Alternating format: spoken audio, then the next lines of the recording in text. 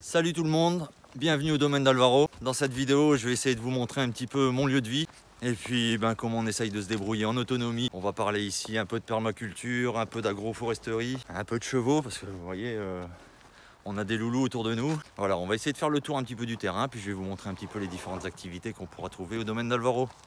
Allez, c'est parti.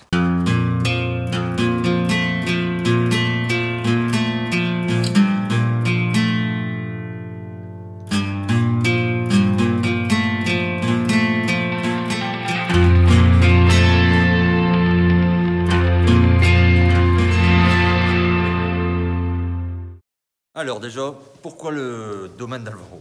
Eh ben, Alvaro c'est lui. Alvaro c'est mon loulou. Ça fait plus de 12 ans maintenant qu'il me suit. Pour la petite histoire, Alvaro, à une période de sa vie, j'ai dû le mettre dans une pension équestre. Donc il était enfermé dans un box pendant plus d'1 an. Donc, bien sûr j'allais le monter, j'allais le sortir. On faisait des activités équestres tous les soirs. Moi j'avais la petite larme à l'œil, mon cheval aussi. Comme quoi, voilà, mon gros il restait enfermé dans son box. Moi, je rentrais me mettre au chaud chez moi, dans mon petit appartement à l'époque. Je lui ai promis, gros, je te laisserai pas enfermer ici. Un jour, je te payerai ton domaine et tu auras ta place. Et pendant 1 année, j'ai cherché un terrain dans le but de s'installer en autonomie, pouvoir vivre avec Alvaro, forcément. Et forcément, il n'y a pas que Alvaro, hein. On a aussi Izzy, notre petite ânesse, et puis encore plein d'autres animaux que vous verrez dans les futures aventures.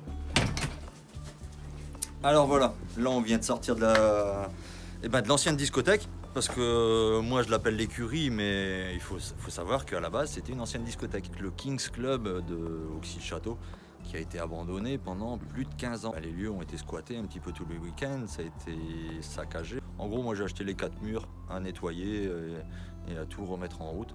Rien que sur le parking de la discothèque, ça m'a pris 2 jours de gros engins de chantier, rien que pour pouvoir déraciner les arbres qui avaient repris en plein milieu du bitume.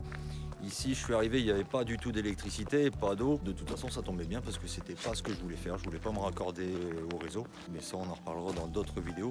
Il y a mon installation photovoltaïque qui me permet d'être autonome en grande partie sur la partie électrique. Juste derrière, on peut apercevoir un petit peu l'arrière de la discothèque où là, on a vu les écuries où il y avait Alvaro. Alvaro, lui, peut sortir quand il veut.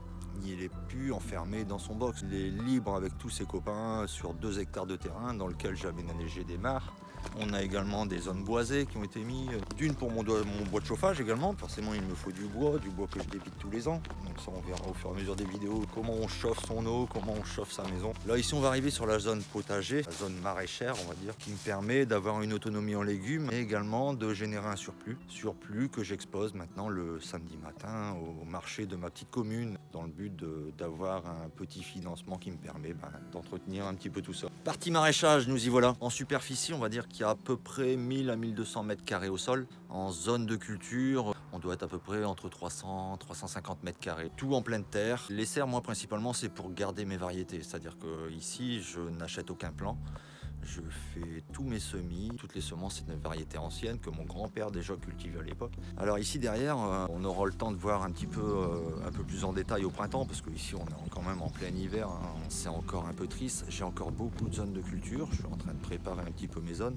J'ai déjà commencé à planter l'ail. On va attaquer la période 2023 cette année. Et donc cette année, vous allez la voir en vidéo. Et puis j'espère qu'on va pouvoir partager tout ça ensemble. Les récoltes, les façons de faire, parce que tout le monde a des façons de faire un peu différentes. Moi, je vous présenterai les miennes. C'est pas forcément les meilleures, c'est celles que j'utilise. Donc ici, je suis arrivé au bout du jardin. J'ai mes fifis qui sont avec moi. On a toute la partie enclos des chiens loups, parce que j'ai 2 chiens loups.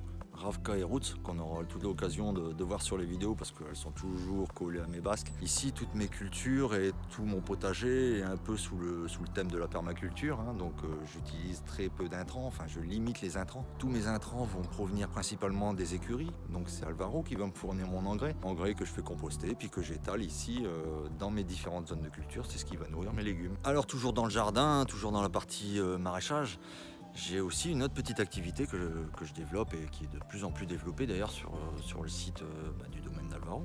C'est le petit nom que vous devrez vous habituer. Ici, c'est le domaine d'Alvaro. Pour rappel, c'est pas moi Alvaro, hein. Moi c'est Seb. Et donc en autre activité, j'ai également une activité pépinière, c'est-à-dire que je reproduis des arbres fruitiers. Toujours dans un but d'autonomie propre déjà, c'est-à-dire d'avoir mes propres fruits, mais également d'en produire un maximum pour inviter les gens à planter le maximum d'arbres chez eux. Je fais des petites formations au printemps où j'apprends les gens à greffer, à créer leurs propres arbres fruitiers. D'ailleurs, derrière moi, là, vous avez un pommier. Là, le pommier, c'est moi qui l'ai greffé il y a 2 ans. Il m'a donné sa première pomme cette année et j'espère qu'il va m'en donner de plus en plus. Alors là, c'est une petite technique pour protéger vos arbres. Vous verrez sur votre bouteille de coca, c'est écrit en grand « Recyclez-moi ». Et ben voilà, moi elles sont toutes recyclées. Je les coupe en deux, ça me fait une protection du bois de tronc parce que je vais vous montrer un autre arbre. Il a été mangé par les lapins et ils se régalent de ça en hiver et ça vous tue vos jeunes plants. Ça fait 3 ans que je suis ici. Là, cette année, j'ai mis en place une première ruche, fabrication maison. Hein. Pour l'histoire, elle a été fabriquée avec mes restants de planches de coffrage. Bon, j'ai accueilli mon premier essaim cette année. Ça s'est très bien passé jusqu'à juillet, août. Et puis après, on a vraiment eu une pression frelon énorme. On verra ça au printemps ensemble.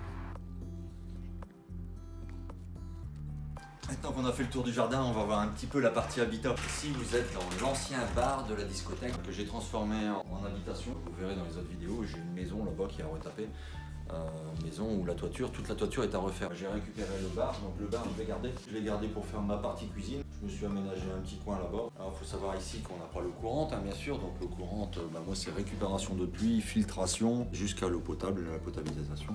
Chez moi c'est un peu ma petite partie maraîchage qui commence. Donc je lance mes premiers semis qui commencent à arriver. Moi mon calendrier de vidéo ça va plus être les saisons. Donc voilà, il y a des moments, ce sera du semis. Ici par exemple on a commencé déjà à lancer les premières aubergines et puis mes poivrons.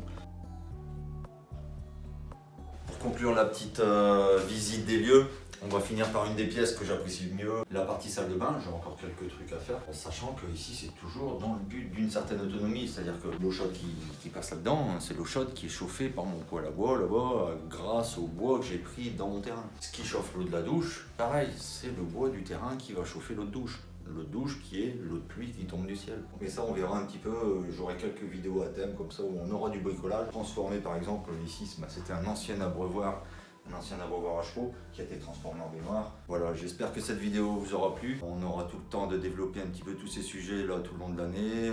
Je vais essayer de sortir des vidéos régulièrement. N'hésitez pas à mettre un petit pouce bleu, à me mettre des commentaires. Je vais essayer de tous les lire et de vous répondre. On se revoit très vite sur le domaine d'Agrapro.